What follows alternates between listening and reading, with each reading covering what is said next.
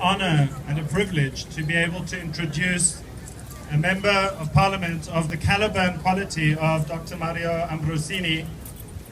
I was fortunate to meet Dr. Ambrosini during a time running the South African Friends of Tibet. And many of you here may remember the Dalai Lama was not granted a visa into our country. Who stood up at that time? The IFP and Dr. Mario Ambrosini, with 2 court cases going all the way to the Constitutional Court over 5 years, finally ending in victory, and the Dalai Lama is welcome in future, technically and legally, thanks to the hard work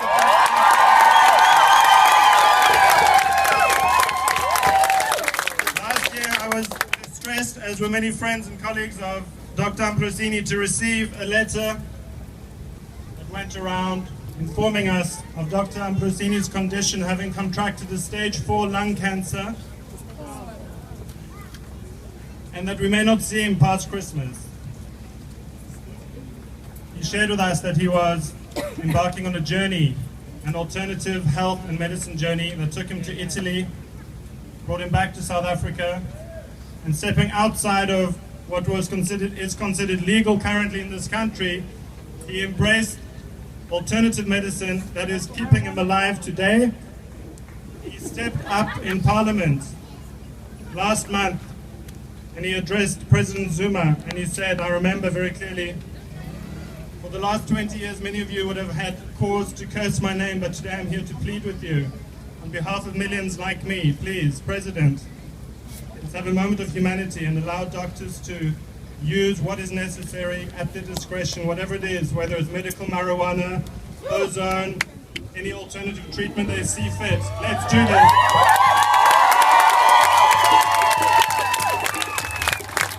And this Wednesday, I was able to sit in on the upper gallery and witness a historic moment right here in the National Assembly where Dr. Ambrosini opened the Pandora's box and seemingly brought in all of the parliaments with all of the parties in Parliament into the nature of his bill, which will be voted on in the 5th Parliament after election. So, Dr. Ambrosini, thank you for your work, not only with Tibet, not only with alternative medicine, but for being the stalwart that you are, and now standing up. If you had not stood up today, this march would not have gone forward. We had to have someone to receive the memorandum. We had to have someone to step forward inside Parliament, and again, despite your condition, Dr. Ambrosini, you are the one that has stepped forward, and we thank you with roars of support.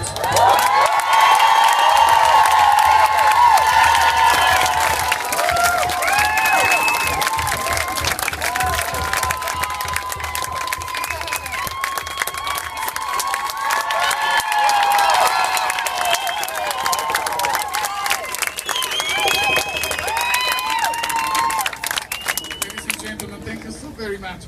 It's really so humbling. And I want to introduce Mr. Guy Preston, who is here with me. We met here.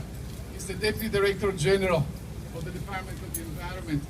And he's here not by coincidence, but representing the Minister of the Environment to show the commitment of the government on an issue which should be bipartisan. So it is for me a great honor to receive this petition as a parliamentarian, but I think it's very important for all of us that the representative of the executive branch of government is also here. We can receive the petition.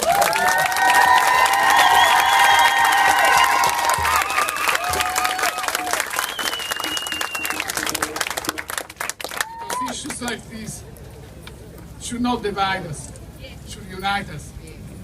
This is an issue. It's not a political issue. It's an issue of civility. It's an issue of humanity. It's one of those basic issues.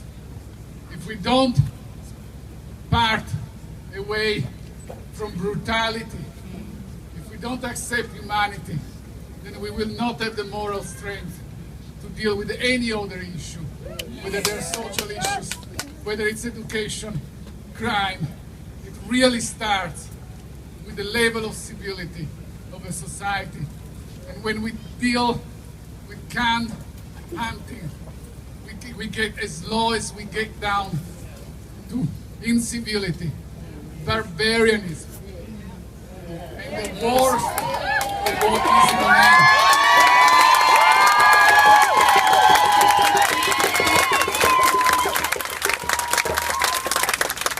It is a privilege for me to accept this petition on behalf of my leader, Prince Mangosuthu Buthelezi, who was the first one in the 70s to promote the cause of nature conservation at a time when people were concerned about trees and animals were looked upon as they were a little crazy tree huggers.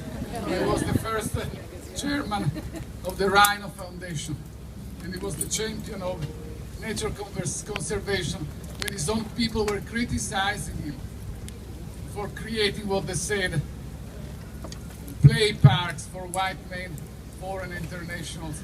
He realized then, ahead of his time, as we now know, that the survival of man and the survival of nature and the survival of animals are one and the same. And when we talk about saving the lion, deep down, we're talking about saving ourselves. It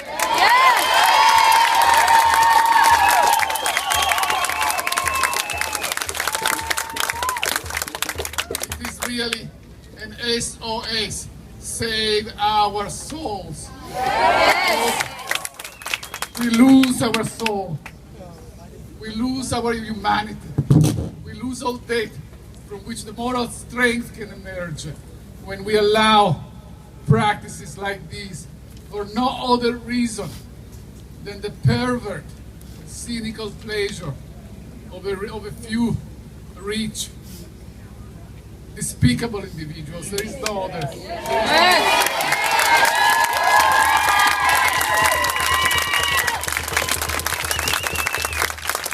There are many battles in this country which we need to engage with, and we're not going to be able to fight them and win them right away. This is one that we can and we must win. Yes. This is one that we should be able, with the support of the minister, with the support of the government and the unity of parliament, we should be able to tell. We should be able to put our bell as one of those battles we won. And in so winning it, we can raise the floor of civility of this country across the board, not only for this, but for all the other issues on which we will need to come together as a country, united once more, after elections, to deal with what matters in unity and recognizing that if we abdicate from all that which is good and civil on a single issue, none of the others can be taken care of. So I really thank you for even making the effort. It's your vigilance, it's your commitment, it's your willingness to take to the streets, it's your willingness to roar that makes things happen. I'm an adopted son of South Africa. I'm not a native son. And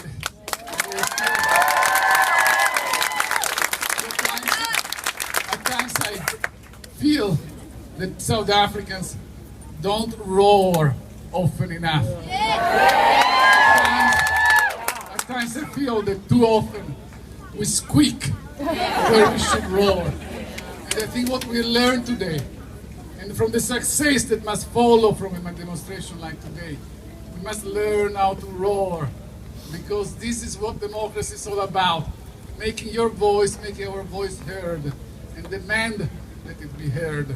And I really thank you for having made that effort, and I plead with you to continue to make efforts of this nature, not to let the frontiers of freedom and democracy roll back, because without your commitment, without our commitment, those frontiers will roll back, and we will continue to meet here to make sure that they don't.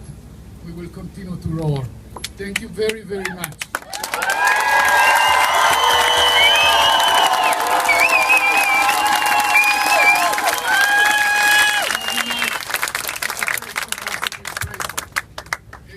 His commitment on behalf of the minister and his support.